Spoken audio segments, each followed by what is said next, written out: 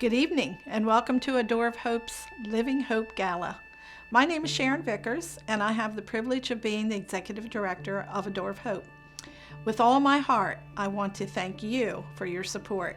Whether you are gathered with friends and family or sitting in front of your computer alone, we're so glad you decided to join us as we illuminate life.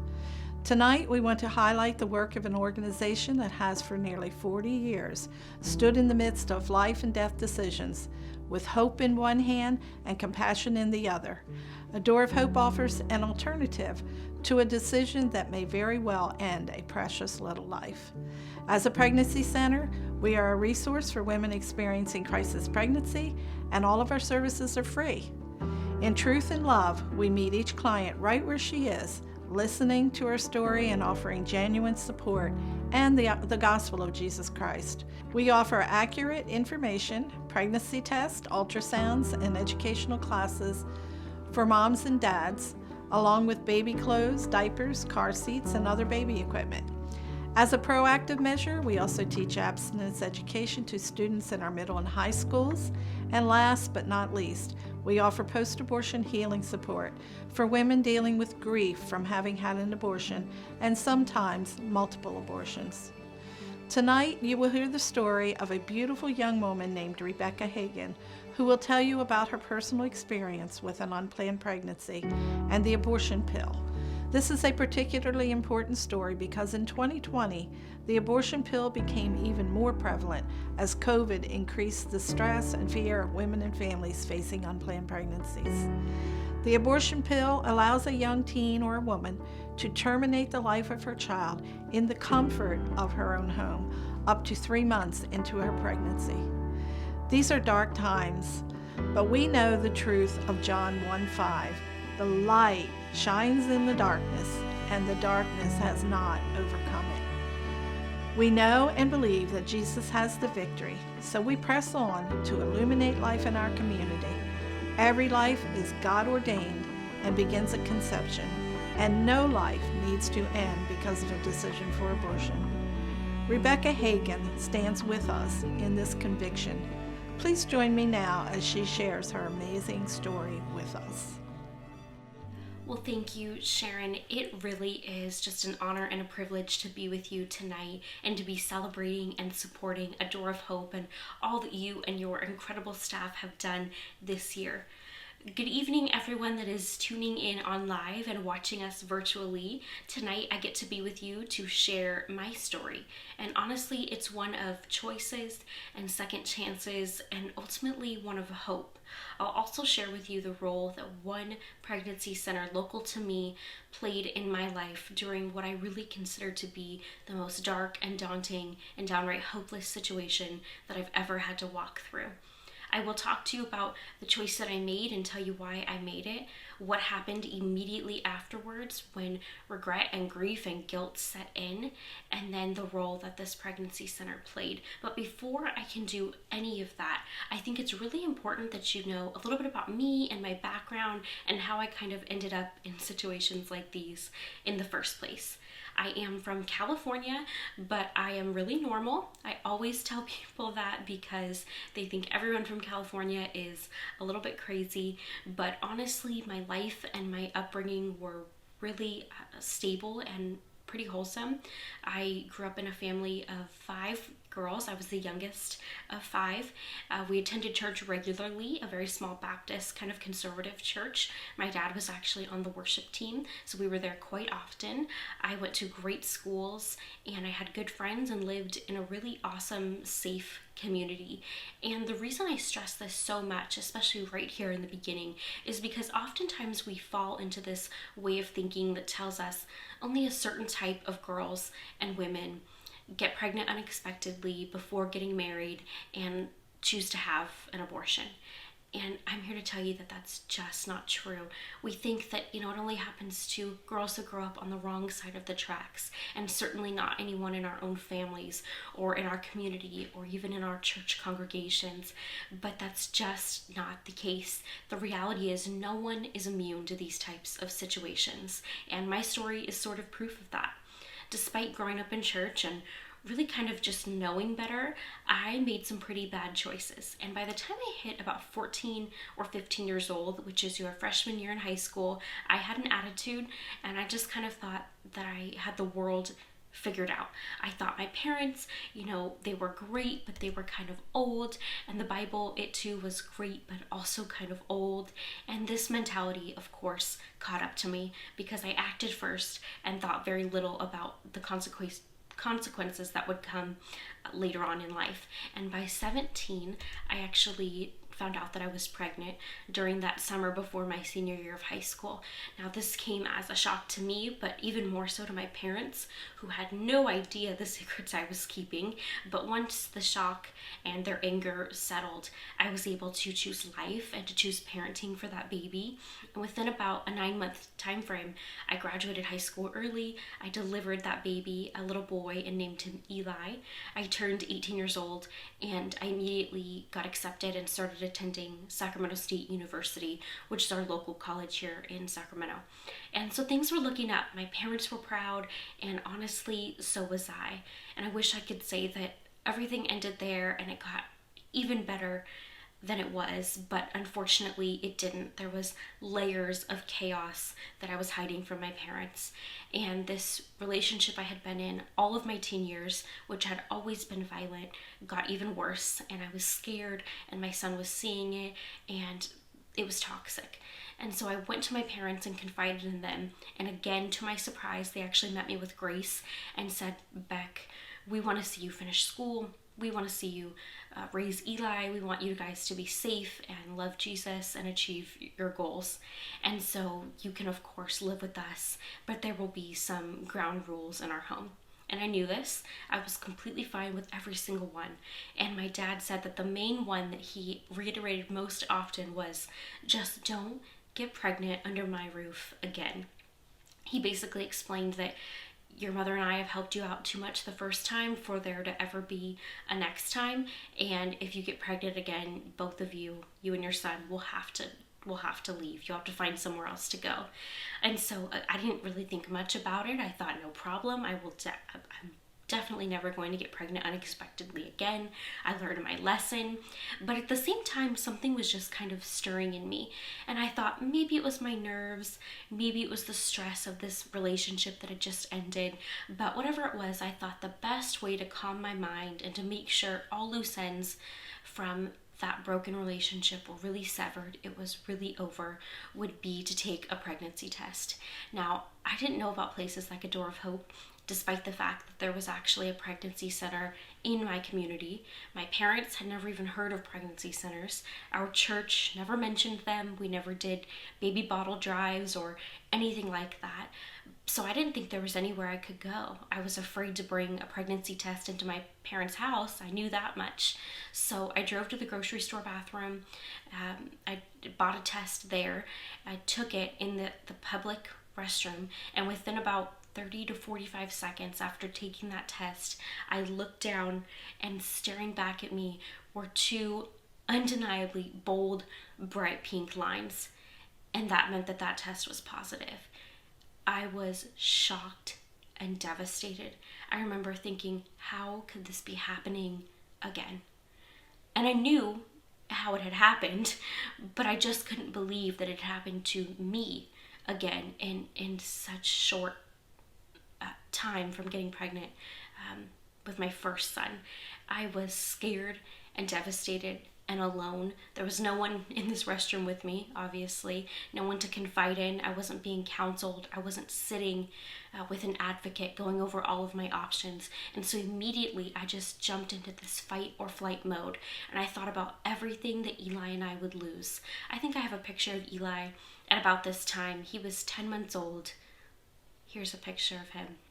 And I looked at this sweet little face, and I thought about how we would be kicked out, how we would lose our family and our emotional and financial support, how I would have to drop out of school, and I was soon about to turn 19, so I would be a 19-year-old single mom of 2, which just seemed impossible, especially if I didn't graduate from college and have some sort of decent job and wage to live off of.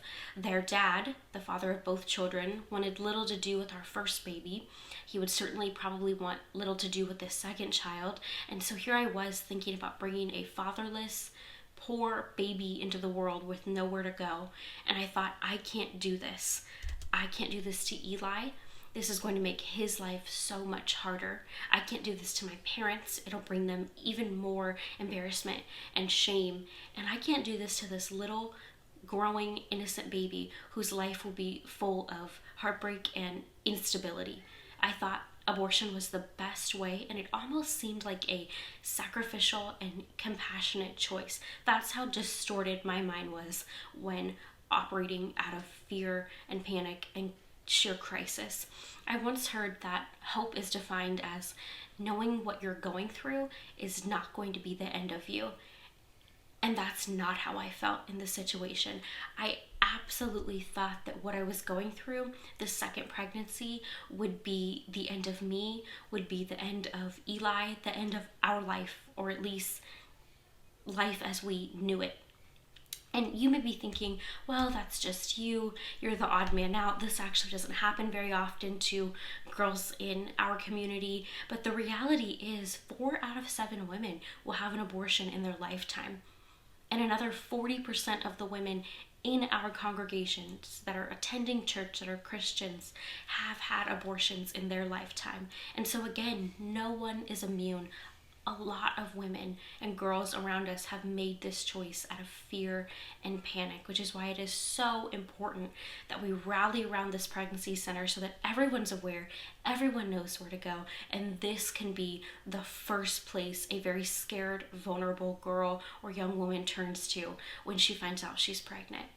After leaving that bathroom, of course, what do? I turned to my phone and I did a lot of research. I thought I was informed, and I made several appointments at different clinics. And on March 13th of 2013, I will never forget that day, I walked into my final abortion appointment at a local Planned Parenthood in Sacramento. I remember thinking this is a chemical or medication abortion. It was marketed as more safe because it wasn't surgery, as more convenient, less invasive, a third of the cost, so less expensive. I thought this is a great option for someone like me that's a student, that's a mom, that has to do this in secret. And I felt like it was safe and more natural. And I actually was told, at least from what I read online, that you can go back to work or school the very next day. And it almost seemed like the magic eraser to my problem, like the quick fix. And it was easy because I wasn't having a surgical procedure to disconnect my mind mentally from what was really happening to me and to the baby physically. Now, about 1 million abortions occur annually, and 40% or 400,000 occur via medication or chemical abortion. So it's common, but do you know how it works? Because I'll tell you, even as a patient that was basically signing up for this, I really didn't. All I was told by the staff and what I read online is that I would take a first pill in the clinic called RU486, and they said this will just end your pregnancy. And I didn't think to ask how. And I was told that 24 hours later, in the comfort of my own home, once Eli was asleep, I would take a second set of pills, and this would just expel the pregnancy. And I really didn't know how that worked or what that meant. I remember sitting with her and she said, once you do this, Rebecca, there's no going back. And I knew that. I said, mind over matter. I'd rather face my heavenly Father later than face my earthly father now and lose this life that I've been working so hard for. And so just like that, she handed me the RU486 abortion pill, and I swallowed it. And then she sent me on my way with a brown paper bag, much like what you would pack your child's lunch in. It wasn't super, high tech or anything like that. And I remember walking to my car and sitting down, which maybe took less than 2 minutes. And I was going through the bag and I thought, oh my gosh, what did I just do? And right then and there, it was like that path that I was walking down that seemed well lit, that seemed like I was going the right way. All of a sudden I made that turn and I made that choice, and it was like everything went dark, and I felt Satan saying, gotcha. Like he blew out all the candles and said, gotcha. Now you're alone, and now you know grief, and now you know shame, and you're in the dark, and now you know what it's like to have just aborted your child, and gotcha. I got you to leave Jesus and to listen to me. And I realized that the next day, March 14th, was Eli's first birthday. And it would also forever be marked as a day that I brought one baby into this world and took another one out. And I was devastated. I was scared, and I turned to my phone again looking for an answer, and that's when I found a hotline number. I called and was actually directed to a pregnancy center in California, and they helped me find a doctor to put progesterone back into my body. This nurse was the only person that told me how chemical abortion actually works, and here's how. Basically, that first pill that I had already taken deprives the growing baby of progesterone, which is sort of like if I were to take away oxygen away from you. Obviously, you would not live. The baby cannot live without progesterone. And the pills that I was instructed to take 24 hours later, called misoprostol, at home with no doctor, no medical supervision, just in the bathroom, in the bathtub, or over a toilet, is actually given to women in active labor. And so this is how underinformed and undereducated and in the dark I was kept about my own body and this process. And so she was telling me that if we got progesterone back into me, we had a chance of saving this pregnancy and ultimately saving this baby's life. Now, we had no idea if it would work. Of course, Planned Parenthood said that it would not, and that if I continued on, which was not likely, I would probably miscarry anyways. Those were their words. I would probably have a baby with severe abnormalities because of that medication. But thankfully, I did carry to term, and on October 20th of 2013, I actually gave birth to another little boy. This is a picture of him. And his name is Zachariah, which means the Lord remembers. Because looking back at my situation, even when it was dark and scary and daunting, and even when I was literally pushing the Lord out, I see his hand over it all. And now I can see that Zachariah and me and Eli, none of us were forgotten. This was a part of his plan. And I am so happy to say that Zachariah is not just surviving, he is actually thriving. He's 100% to this day healthy. He looks like this now. Here's a picture of him. He will turn 7 years old in just a little bit, and he started first grade earlier this year. In addition to his health and him being born, I was able to graduate college, which I thought would be impossible. That happened in 2017. Thankfully, my parents did not kick us out. They too came around. In 2018, the children that I thought would be fatherless and therefore have a life that was, I guess, less worthy of living, is what I thought, did get a dad. I got married to my husband, and in 2019, we had a little girl named Lydia, and in 2020, earlier this year, we had another little boy and named him Jonah. And so we've been busy. And what I always like to tell people is that these amazing kids, this beautiful family, this life working in ministry now, was waiting on the other side of my yes to God. I just couldn't see it yet. And that's what the Pregnancy Center did.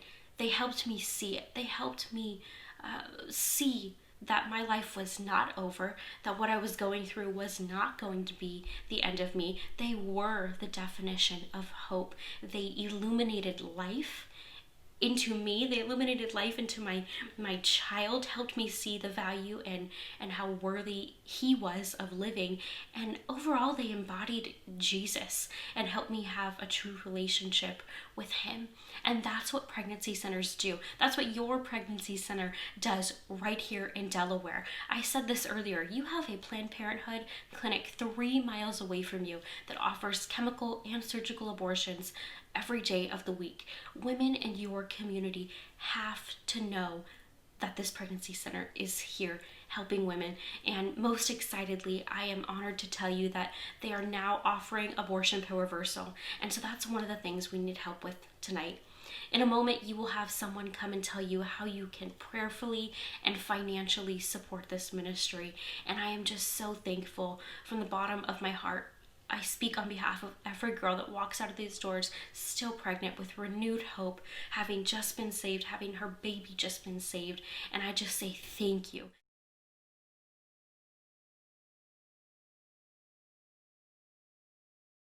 Well, I grew up in a Christian home. So we grew up going to church every week and being very involved in church. However, when my mom migrated, we didn't have to do that anymore because she wasn't around.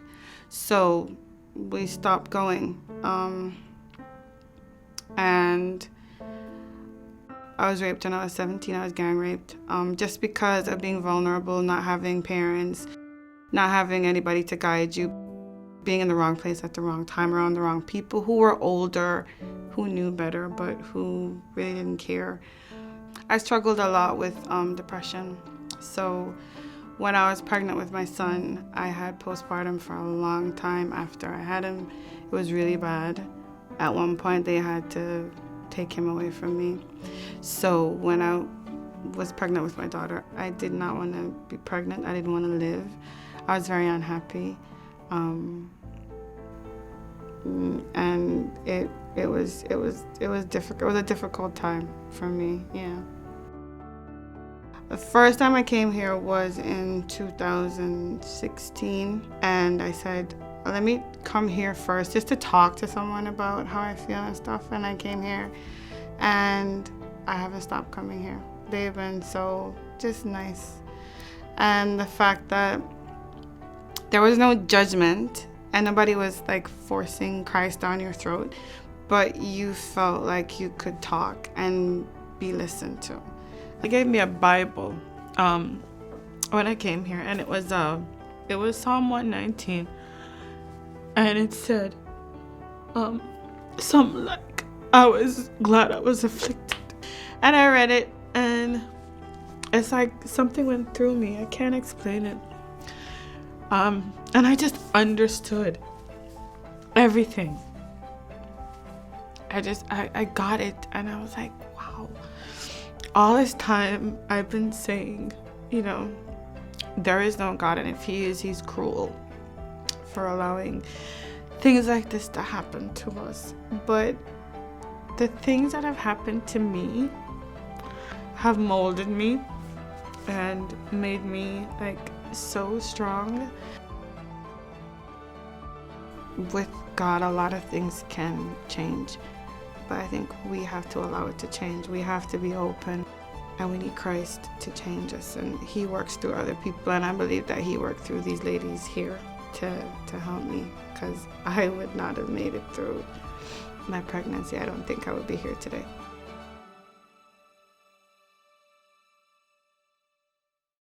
I'm Jody Sarek. I am the Client Services Supervisor at our Wilmington office, and I've been there for about 2.5 years. Over the couple years that I've been there, I've really developed some awesome relationships with some of these ladies and their kids. So in particular, I can think of one client, Lavosha, who came when she was already maybe about 2 months pregnant. She already knew she was pregnant. She participated in the Hope program. I think she probably did 50 classes. So she would come in weekly. She had very little support from her family. At that time, she was homeless, and she ended up in a maternity home in Wilmington. So she would either walk while pregnant to come for classes, or she would take the bus and then go back to the home, and she did that once or twice a week for a couple of years.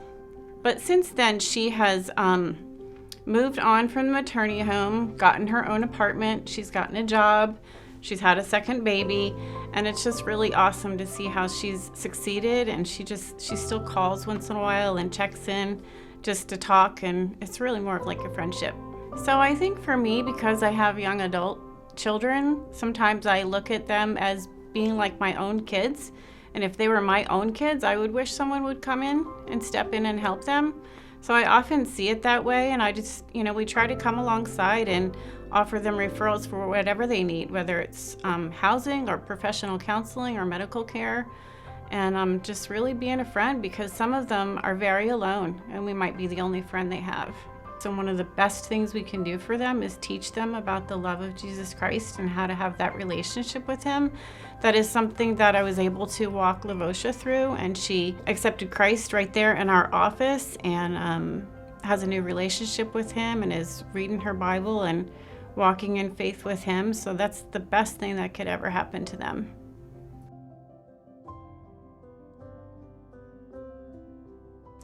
Good evening once again. My name is Natalie Koch and I'm Director of Advancement for A Door of Hope. I'm going to take just a few seconds to explain to you how you can support women like Jackie and Lavosha in their journey, and then I'm going to take a moment to inspire you. For making a donation to A Door of Hope, if you were registered for this event, you received a link to our giving page. If you follow that link, you are able to select a one-time or monthly gift and give via a credit or debit card. If you would prefer to send a check, our address is 3407 Lancaster Pike, Wilmington, Delaware 19805. Or if you are attending this event at your church or in someone's home, they should have a pre-addressed envelope for you to fill out and send your check in. You just need to add the stamp. If you were not pre-registered for this event and you just happened on our program this evening, you can send a check to the address I just mentioned, or you can go to adoreofhope.org and make a donation online. Thank you to everyone who has given via the silent auction, and the auction is still open and will be open until 9 p.m. Keep bidding, and we hope you've enjoyed that. Finally, to our sponsors, you made this event possible, so thank you for your wonderful generosity to us. You just heard some tremendous experiences, stories of how God used A Door of Hope to shine a light into dark places, through our programs, through relationships with peer counselors, and through the power of healing redemption. In the world of abortion, there's no shortage of darkness. There's no shortage of pain. There's no shortage of suffering. That is the reality, but let's not linger there. Let's bring some light into this issue. Jesus is the light of the world, and we as his people are to be salt and light in those dark places. So will you help? Allow me to paint a picture. 1 in 4 women under the age of 30 has had at least one abortion. Among 500 clients at A Door of Hope this past year, there were 215 prior abortions. That's 215 babies in this small state who did not see the light of day. This isn't just a woman's issue either. For every woman who experienced an abortion, a man lost his child. For every woman who is suffering from the aftermath of an abortion, there is a man suffering as well. How many of those women or men could have chosen a different outcome if they had known about A Door of Hope? Would you be part of making that better outcome possible? For the couple facing unemployment and an uncertain future, can you make that unplanned pregnancy less of a burden? For the man or woman dealing with PTSD, severe depression, or other issues after an abortion, can you offer them a hand of healing? Is your church prepared to offer a message of redemption and the help necessary for issues pertaining to abortion, unplanned pregnancy, and the stigma that comes with both? Partnering with A Door of Hope will impact not just one life, but generations. Life, hope, and abundant life is available to the most vulnerable in the community through our organization when you, the church, takes action on their behalf. Romans 8:1 says that there is therefore now no condemnation to those who are in Christ Jesus, who do not walk according to the flesh, but according to the Spirit. If we count on that reality as followers of Christ, then we must count on that reality for those who are at risk for an abortion. So with all of that in mind, would you support A Door of Hope's mission? Your monthly donation or your one-time donation makes it possible for Jackie and Lavosha and hundreds of others to experience hope and healing. We are counting on you. Thank you.